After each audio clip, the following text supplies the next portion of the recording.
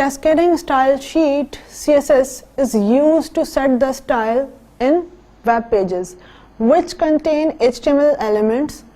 It sets the background color, font size, font family, color, etc. Property of elements in a web pages.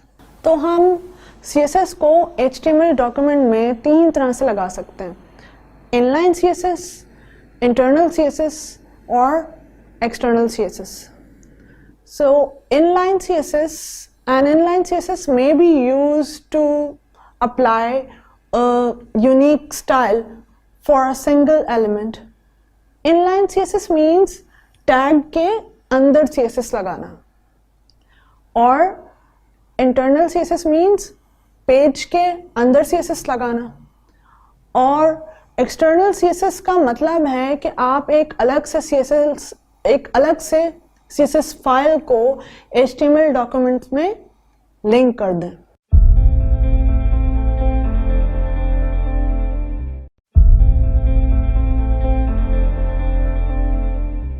Inline CSS. तो inline CSS styles directly HTML code में लिखते हैं.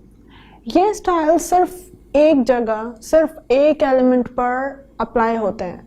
Styles that are declared or placed within the tag itself are called inline styles.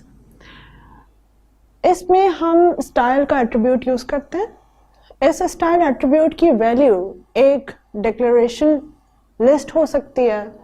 इस list के items semicolon से हम separate करते हैं. फॉर एग्जाम्पल, आप ये कोड देखिए. ये स्टाइल रूल सिर्फ H1 एलिमेंट पर अप्लाई होगा. इस हेडिंग का फॉन्ट साइज 40px हो जाएगा और फॉन्ट कलर वायलेट हो जाएगा.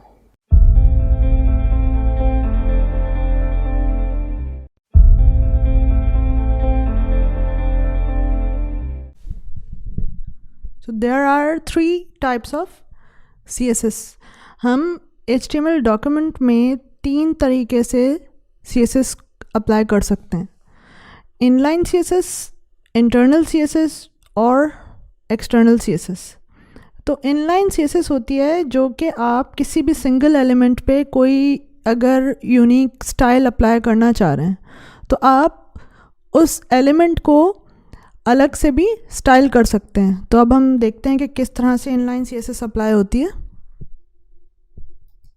एक फाइल बना लेते हैं.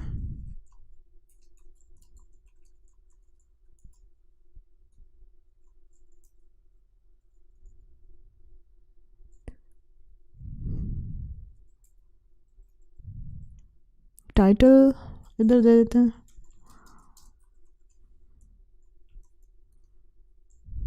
अच्छा, अब सबसे पहले मैं एक थोड़ा सा HTML लिखूंगी. CSS हम HTML एलिमेंट्स पर ही अप्लाई करते हैं. तो सबसे पहले बॉडी के टैग में मैंने एक हेडिंग बना ली. PIIC offers the following courses.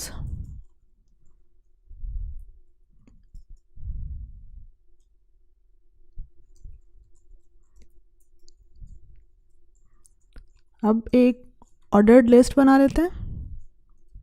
यहाँ कुछ लिस्ट आइटम्स देंगे जिसमें मैं चारों कोर्सेज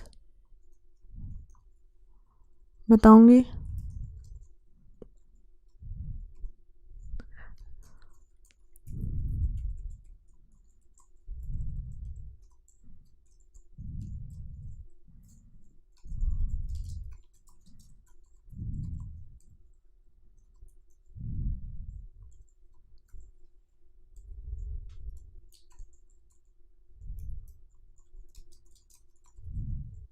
अच्छा, अब ये HTML जो लिखी है ये अब हम रन करके देख लेते हैं ब्राउज़र में.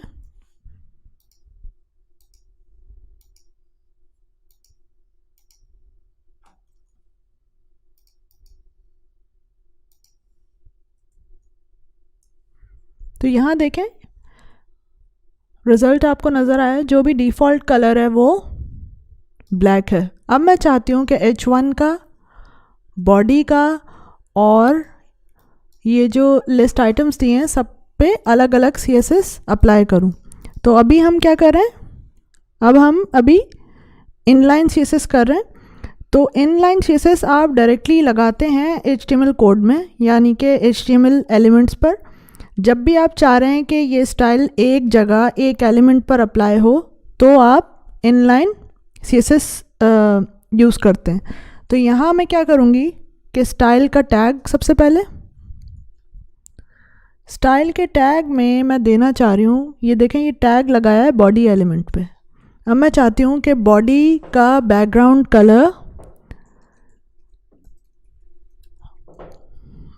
कलर की प्रॉपर्टी आ गई। अब मैं थसल कलर यहाँ पर देना चाह रही हूँ। अब ये रन करके देख लेते हैं। आप देखें ये बॉडी का कलर चेंज हो गया है। अब मैं चाहती हूँ कि H1 का कलर चेंज कर दूँ। तो अलग से मैंने क्या किया, फिर वही स्टाइल का एट्रीब्यूट यूज़ करेंगे। यहाँ पे मैं कलर दूंगी क्योंकि मैं फ़ॉन्ट कलर चेंज करना चाह रही हूँ।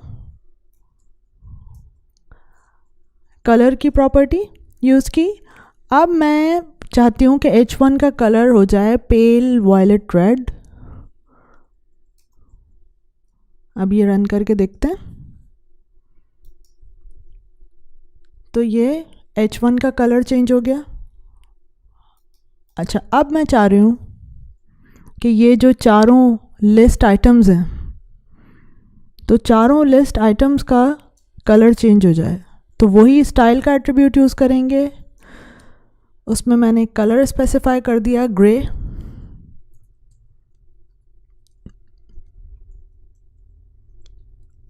मैं चारों एलाइज को अब यहाँ पे कलर दे देती हूँ।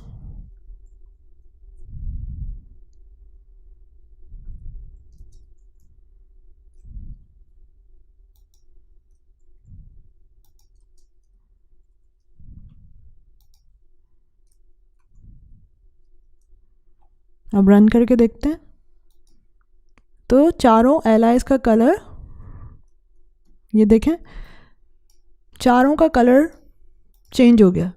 तो हमने क्या किया, पहले बॉडी का कलर चेंज किया, फिर H1 का कलर चेंज किया और फिर चारों एलाई को भी कलर दे दिया। तो ये थी इनलाइन CSS जो कि हम एलिमेंट पे लगाते हैं डायरेक्टली, अगर आप किसी एलिमेंट को कोई भी CSS लगाना चाह रहे हैं।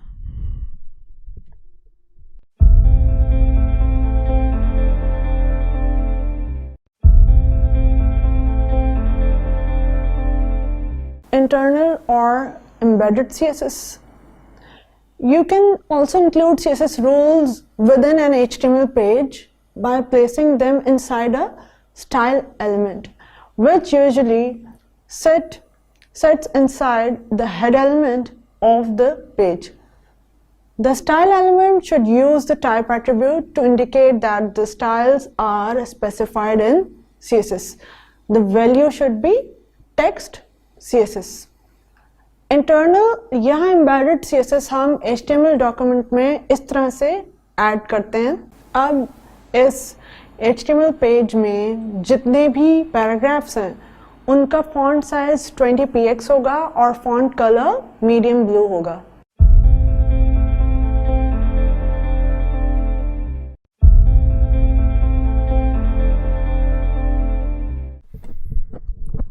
तो अब हम देखते हैं इंटरनल और एम्बेडेड CSS किस तरह से हम ऐड कर सकते हैं।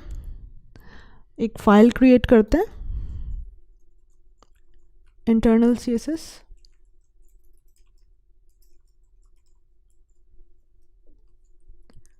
तो हम हम जो CSS रूल्स हैं उनको HTML डॉक्यूमेंट पे डायरेक्टली भी स्पेसिफाई कर सकते हैं, उनको डायरेक्टली भी प्लेस कर सकते हैं। तो पहले हमने टैग के अंदर CSS लगाना देखी थी स्टाइल का एट्रीब्यूट यूज़ करते हुए। अब मैं क्या चाह रही हूँ, जब भी आपका ऐसी कोई वेबसाइट है जिसमें एक ही पेज है या आप एक पेज नहीं भी है या सिर्फ एक ही पेज के लिए आप स्टाइलिंग करना चाह रहे हैं फ़िलहाल इस वक्त में, तो आप क्या करते हैं, इंटरनल या एम्बेडेड CSS यूज़ करते हैं। तो अब ये HTML आपको कुछ एलिमेंट्स नज़र आ रहे होंगे, H1 है और फिर एक ऑर्डर्ड लिस्ट बनी हुई है और 4 लिस्ट आइटम्स हैं। तो अभी हमने सीखा था पहले वाली वीडियो में कि किस तरह से आप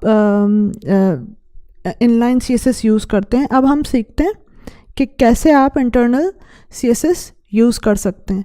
तो यहाँ मैं पहले इसको रन करके देखते हैं।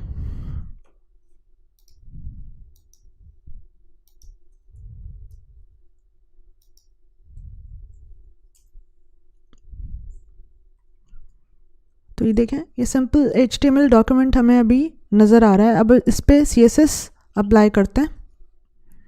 तो इंटरनल CSS हम अब इसके लिए हम सबसे पहले स्टाइल का टैग यूज़ करेंगे हेड के एलिमेंट में।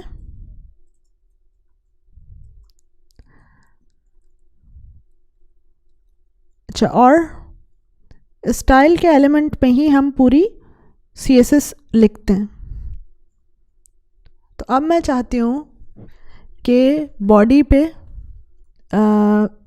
बैकग्राउंड कलर, जैसे पहले हमने टैग में अप्लाई किया था, अब मैं चाह रही हूँ बॉडी का कलर। मैंने बॉडी लिखा, जो कि अभी देखा भी था हमने सेलेक्टर, और डिक्लेयर कर दिया कि मैं बैकग्राउंड कलर चेंज करना चाह रही हूँ। तो बैकग्राउंड कलर की अब मैं जो भी कलर देना चाह रही हूँ, यहाँ जैसे मैं थिसल कलर यूज़ करूँगी तो ये बॉडी पे कलर अप्लाई कर देगा। तो ये जहन में रखें कि ये स्टाइल का टैग हमने हेड में यूज़ किया है। CSS हम हेड के टैग में लिखते हैं, इंटरनल CSS।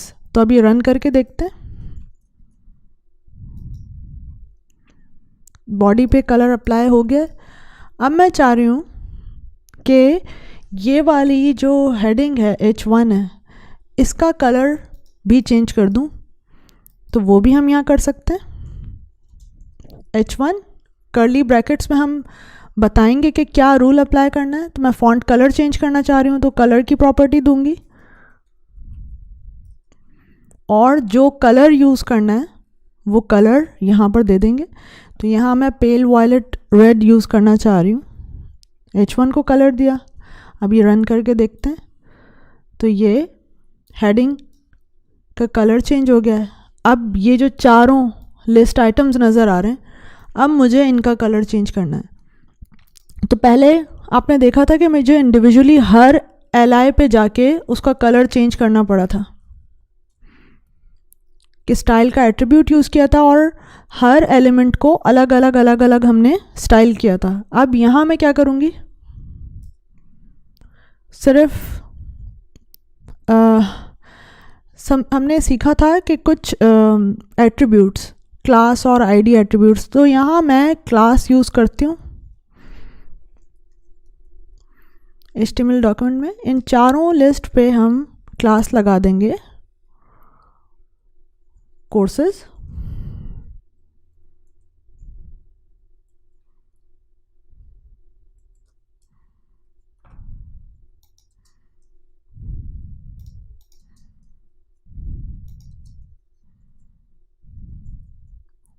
अब मैं यहाँ क्या करूँगी, सिंपल क्लास का नाम दिया, स्टाइल के टैग में जाके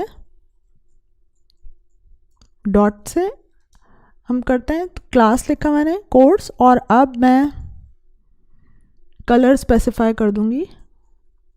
तो जो भी डिक्लेरेशन होती है, जो भी रूल आप डिक्लेयर करते हैं, वो हमेशा कर्ली ब्रैकेट में होता है। तो यहाँ कलर मैंने देना है ग्रे।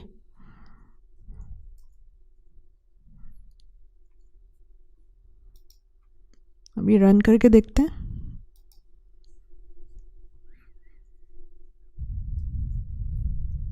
तो इस तरह से हम इंटरनल CSS अप्लाई करते हैं अपने HTML डॉक्यूमेंट में।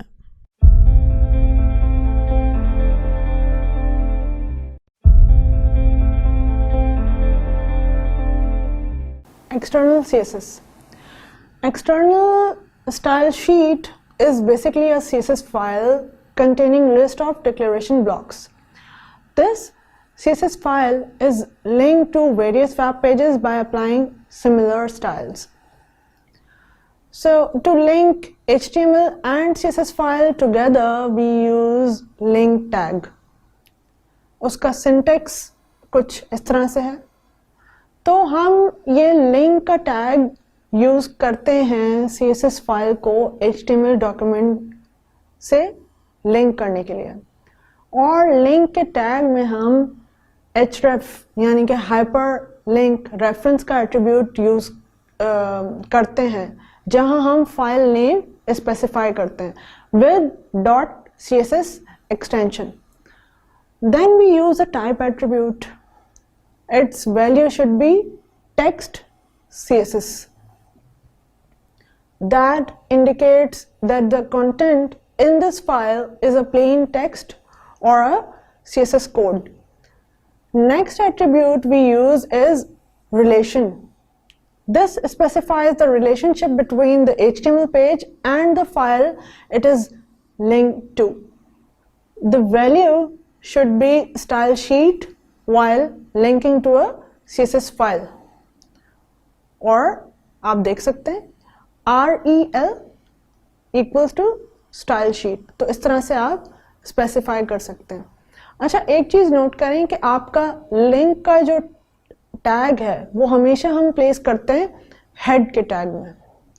तो external style sheets are saved as .css files and can be used to determine the appearance of an entire website through one file rather than adding individual instances of CSS code to every HTML element you want to adjust.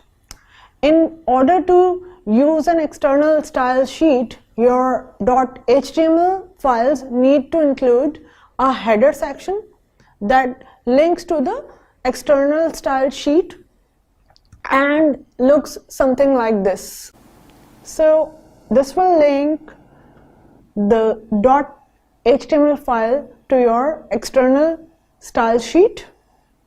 So an HTML page can use more than one CSS style sheet. To do this, it could have a link element for every CSS file it uses. For example, some authors use one CSS file to control the presentation, such as fonts and colors, and a second file to control the layout. So when building a site with more than one page, you should use an external style sheet. This allows all pages to use the same style rules rather than repeating them in each page, and keeps the content separate from how the pages look.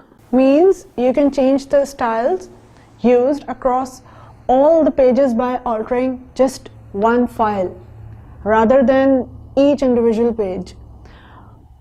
With an external style sheet file, you can change the look of an entire website by changing just one file.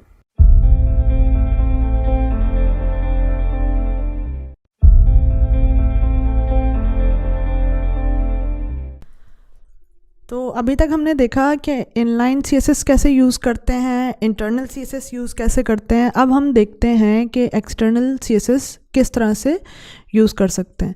तो सबसे पहले मैं एक HTML document बनाऊंगी,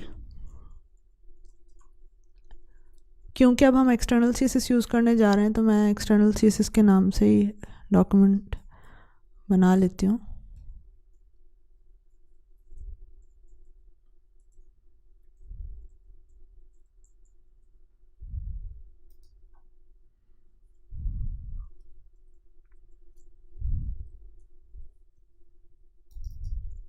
यहाँ हम external CSS title दे देते हैं. बॉडी में एग्जैक्टली मैं वही HTML लिखूँगी जो अभी तक हम यूज़ कर रहे हैं. अच्छा, इसको हम रन करके देख लेते हैं.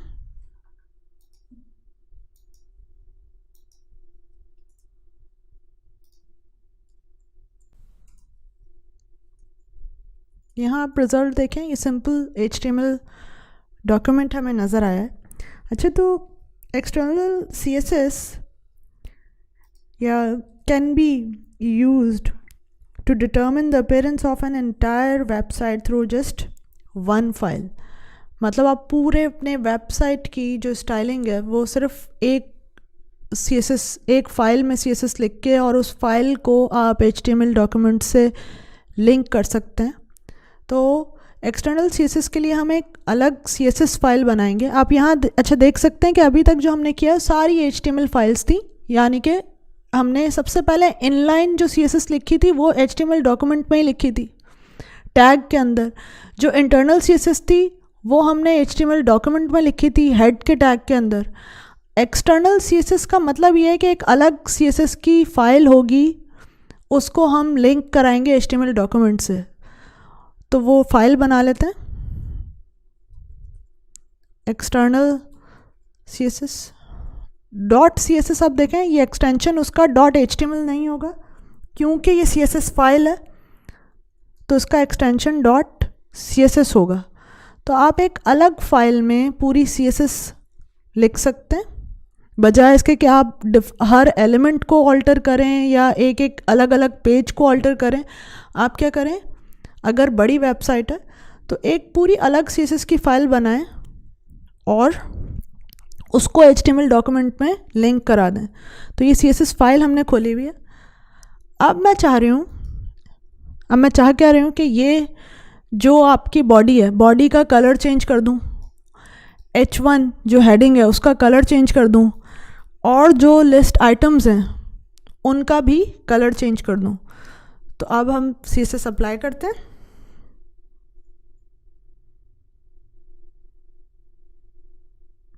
तो सबसे पहले CSS की फ़ाइल पर मैं जाऊंगी।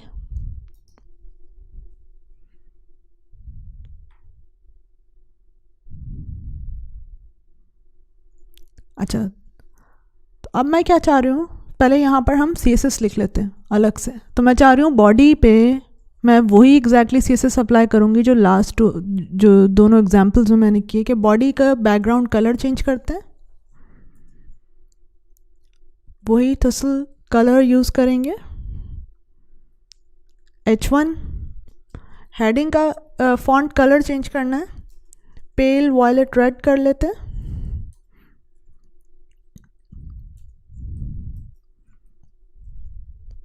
और जो आप सारे हमने HTML डॉक्यूमेंट पे जो भी लिस्ट आइटम्स थे उन पे मैंने कोर्स की क्लास लगाई थी, तो मैं यहाँ पर भी वही क्लास लिख के और मैंने क्लास का नाम दे के और कलर अब मैं दूंगी एग्जैक्टली वही ग्रे कलर। अच्छा, इस फाइल को अब हम रन करके देखते हैं डॉक्यूमेंट। अब क्या हुआ, आप देखें यहाँ पे कोई चेंज नहीं आया। क्यों? क्योंकि मैंने CSS फाइल बनाई तो है, लेकिन CSS हमने अप्लाई करनी है HTML एलिमेंट्स पे, उसको हमने HTML डॉक्यूमेंट के साथ लिंक नहीं किया। तो अब हम इस फाइल को लिंक करते हैं HTML डॉक्यूमेंट पे।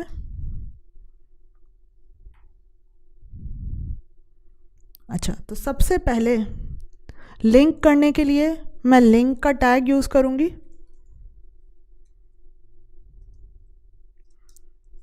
आप HTML डॉक्यूमेंट में CSS को लिंक करने के लिए लिंक का टैग यूज़ करते हैं।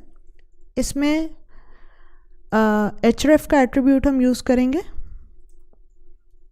ये बताने के लिए कि CSS फाइल कहाँ मौजूद है। तो हम सिर्फ फाइल का नाम यहाँ दे देंगे,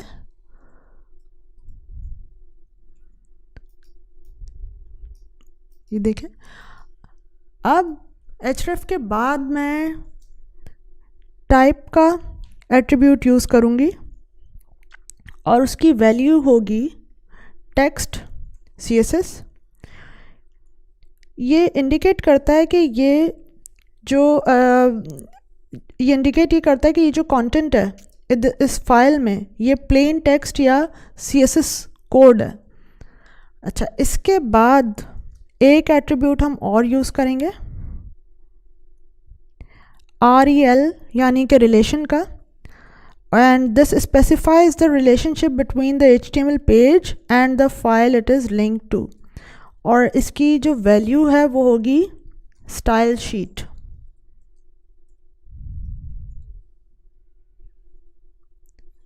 तो इस तरह से हम लिंक करते हैं अपने CSS को HTML डॉक्यूमेंट में। अब ये रन करके देखते हैं। तो अब देखें कि ये CSS यहाँ पर अप्लाई हो गई। हाँ, तो जब भी हम एक्सटर्नल CSS यूज़ करते हैं, उस वक्त जब भी आप कोई वेबसाइट बना रहे हैं जिसमें एक से ज़्यादा पेजेस हैं, तो आप सिर्फ एक फ़ाइल को अल्टर करके और पूरी वेबसाइट पे जो भी स्टाइल्स आप चाहें वो इजीली अप्लाई कर सकते हैं, सिर्फ एक फ़ाइल को अल्टर करके, and this saves a lot of time.